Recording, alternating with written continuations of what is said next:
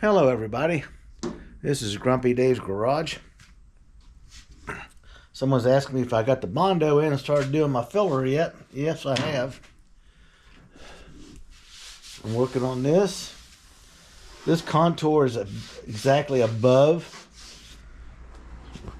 where it needs to be. You can see here that we got a real, let me get this camera straight. There you go. It's ready for a sanding. It is real close, extremely close. It's ready for the big flood on everything and then sand the whole car. This side, and the fact I'm sloppy as I'll get out, when it cured, it's like the other side with the fiberglass in it. It shrank, drew in, got hard and tight. So tomorrow I got to move all my junk. I'm going to sand all this. This is filler I just slopped everywhere. Look at this crap. You cannot just pull it off. It's on there. I got this straightened out. I can sand and get this ready to radius. Okay. And get another coat in here. This has still got a flat spot in it. I'll know it. Without sanding it, I'm going to have to deal with it. I'm trying to get this done. Then I want to work on the front valence a little bit because that's going to be a pain. But the main problem and delay, and everybody said, what have you been doing? Why don't you use the filler? How come you're not doing this? Bang. There she is. She's actually just roughed in right now. I got a lot of grinding and pieces to cut and weld in. I got to grind and re-weld stuff. This panel here was cut every 3/4 of an inch because there's a support in there that I literally, it's right here, had to break its back. In other words, shrink it so I could make the curve. It was close, but it wasn't all the way where I needed it on the end. So this way, as I welded it and came out pushing on it and setting with my knee as I welded, it just formed the car. So you can see it goes. What I want is a license plate to come down to here. And I'll probably just drill one hole instead of two. That was kind of dumb. Put a rubber insert there, run the wire into the license plate light off of the tail light so it lights up. I am kicking around putting the Beehive clear backup lights on it instead of the LED driving light under the back. We'll do the same thing because they'll all have LED bulbs in them. See, this line will come out, this line comes out. I changed my wire, okay? I went over Menards because my Harbor Freight storage runs out of everything all the time. Don't ask me why. As busy it is, you think you'd be able to keep their stock in. Well, it's always coming next week when I go over there. If I drive out to the one near my son's house, it's always in stock, no matter what it is. So I got some splatter. I'll get it all cleaned off, buffed up. And what I did was I've been practicing on my welds. And that other wire that I used from Harbor Freight, I don't know if it was a wire or what. I turned this one on the lowest setting and come through here and got a beautiful tack. Look at that. This other stuff I was fighting it all the time. So this is all gobbed up just because I was trying to build it up a little bit. I want to grind this down and come in with another weld, especially down here. These pieces are these pieces. Cut off the parts car. This piece here has been bobbed off. Match the tail light. Down it comes. There it is. License plate drops down to this panel here. Thinking about the beehive backup lights, which would be good with the hole, cover the holes. So the holes I got to deal with are the ones in the trunk. That's easy for me to get to. I can just pick a piece of metal. I'll tap this in because this is stuck out. Drywall or a self-tapper pull the little metal panel up in place, push my wood-handled hammer against it, and do my little weld. Pull the sheet metal screws, do that little weld, grind it over and be done with it.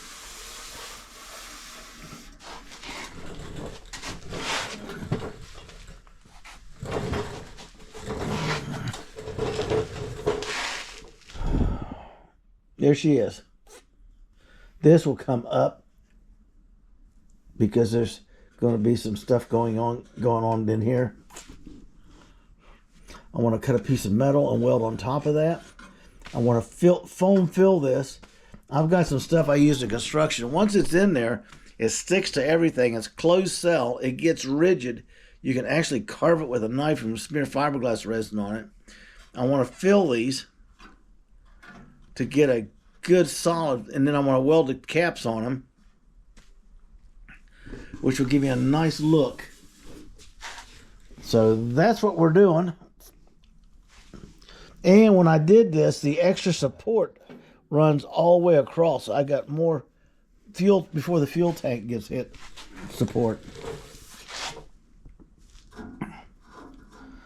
Thing of it is Friday is weld day. So after I smear the mud and the mud is dried, got to get the creeper out, set my light just right, and then I have to come through and start spot welding all the cuts I made on this every 3/4 of an inch to stiffen it back up. I got to clean these lines out. I got this out because I'm constantly clamping on here for a good ground. I got a little bit of work to do on the trunk lid, nothing major. I got the parts laying in there. Get that chrome rack off of there, get the nuts and bolts and everything in the bag thrown inside the car like everything else. You can see how nice that front looks. I want to sand this and prep it because I would really like to run this whole piece from this part up, even on the doors, as I'm coming around here. Because this is going to take a couple weeks to get this all where I want it. See, this will come, these are elongated holes. This will come up. This will have steel in it, be filled up. So by the time I put the gasket in there, it'll be somewhere right about there. It'll all be covered up. This will be radiused. Always something. This stuff will come off and I'll put it back on later. I'll put it in a bag because of the gaskets and everything. Take the lock off of it. Got one little rust hole area. I want to get this taken care of with the rust stuff. The hood's not lined up because the bolts aren't in. Get it all cleaned up. Get this painted again. Get this back on and primer ready to go. Got a lot of splatter right here for something. I got to clean all that up. Got to clean all this up.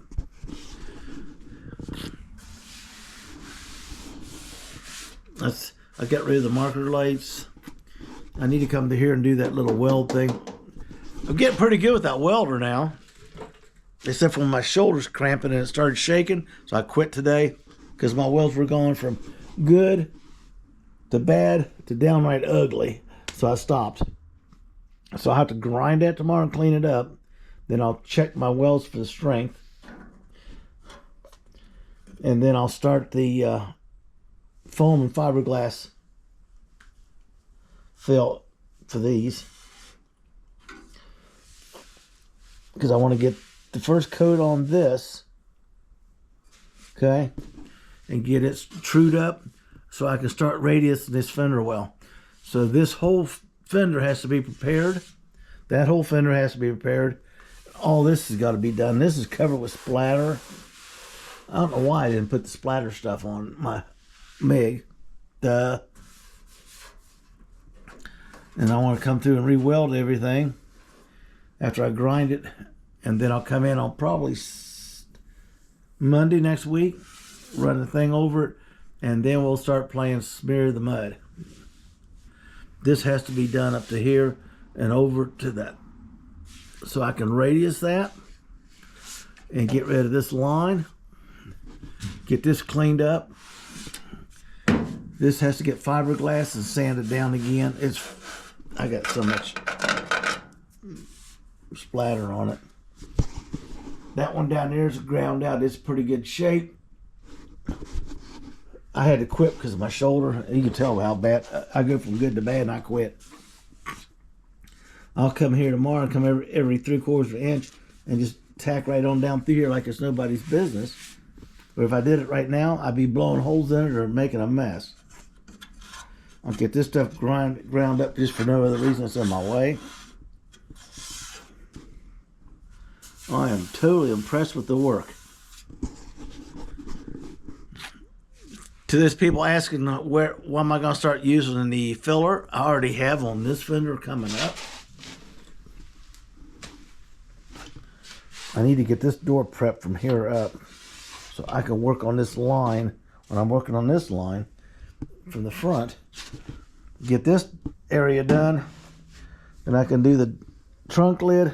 The only trouble is with the MG is there's no straight panels on it. Nowhere. Show me one. Every one of them is curved, concaved, or something. I should say convexed. It's out instead of down. I'll get all this done. I'll go get the hood this weekend. I got to take a break on everything else. Get this cleaned off. I need this down to clean metal. I need to cut this out. Put a piece of metal in here and get it all welded and ground down. I need to get my cutout done. I need to get my spacers, Z spacers, screwed into here, welded under here, all the way up to dead zero. That's what we're doing. This will come up and taper to dead zero, lower than this cowling chrome. I do not want to see this thing in my line of sight. You want to see the lines? Cool. You want to see the thing sticking up in front of your eyes? No. I think I can sand this tomorrow and neaten all this up. Put another layer on here, and while this is curing, we'll come back here and start working up this panel, across this panel. Okay.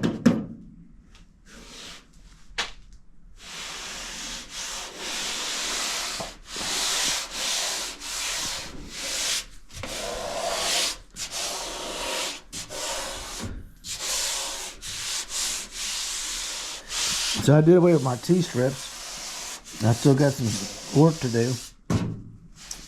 A lot of people weld them and everything. The only thing I did, the T-strip, is welded down inside the fender when they put it together. Now, I just went down just below the surface and through the top of the T, so I could take a screwdriver pair and tap on it and take a pair of pliers, just pull it off on one side. Took the blade and turned it at an angle, okay? Come along this way gently. Tap this one over a couple times. I just peeled it off. Run the grinder down. It was smooth, but it was solid metal in there. I can see areas where moisture was getting in. Not anymore, because when I put this in, I made a special mix of extra fiberglass in it. And I smeared it on, and it surprised me. Everywhere it was sucking water, it was sucking up the stuff. So when I come down through here, you can see a line, literally a line, where it was drawing down into the panel.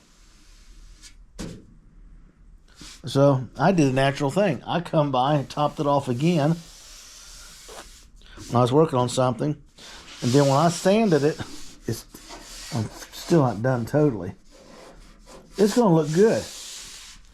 It's going to be solid and tight. The welds are good. So now it is not leaking the water into the car.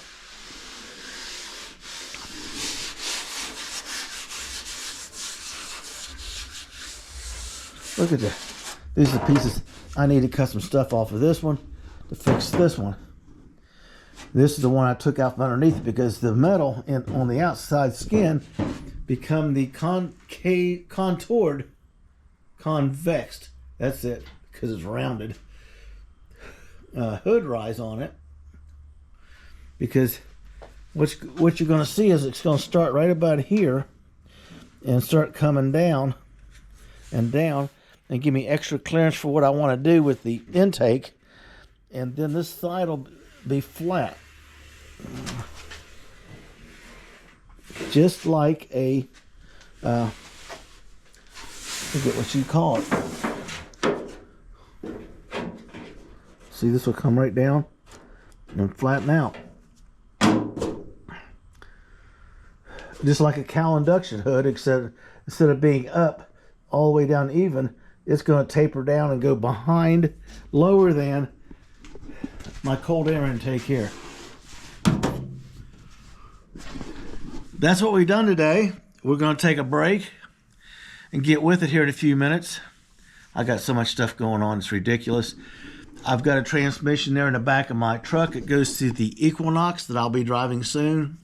The one I got back from my granddaughter. I put so much money in that car. It runs and the air conditioner works and the handle's nice. It's got $800 for the tires I just put on it. All new brakes and rotors. I got brand new calipers over at my son's. There's 2 rear wheel bearings over at my son's. In other words, there's a whole shitload of stuff over at my son's. It's got to come over here. I'm going to use it for my daily driver because for $40 for the gas, I can run the wheels off that thing. This baby takes $140 a week to run the wheels off of it. And I really want to park it, clean it up, and keep it looking nice. It's a good work truck. It'll pull a car trailer or anything behind it. You know, I can put a trailer on here with a semi truck and take it up the road. It's a good running truck. I want to keep it that way. And I want a car I can get out and run more. I got to get the junkyards and look for parts. I got to go out and meet people. I got to start searching stuff down. My channel's growing. And I need to get out and I need to track down that MGC. There's a lot coming down over the next 12 months. You know, everything's going. I hope everybody stays with the program. We're going to be finishing up Brittany.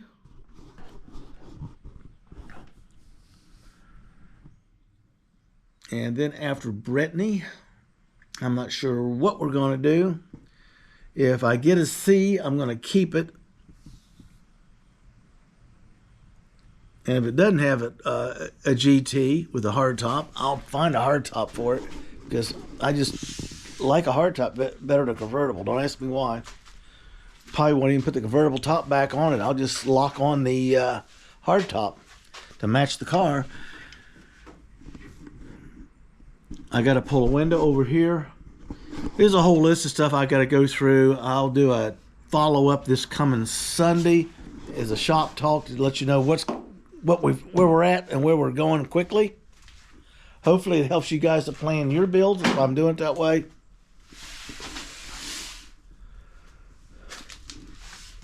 Look at that. Look at that. I got to grind off my gobby welds. My arm started shaking, and when I start having that muscle cramp and shaking problem, I got to quit. Now, when I was over here earlier, I was just banging them out like there was no tomorrow. Then as my arm started hurting, you could see where this one went in decently. This one was bubble gum welded. I'll have to grind and get on stick on that one. People, like, subscribe, keep it up. We're going to get moving on this project.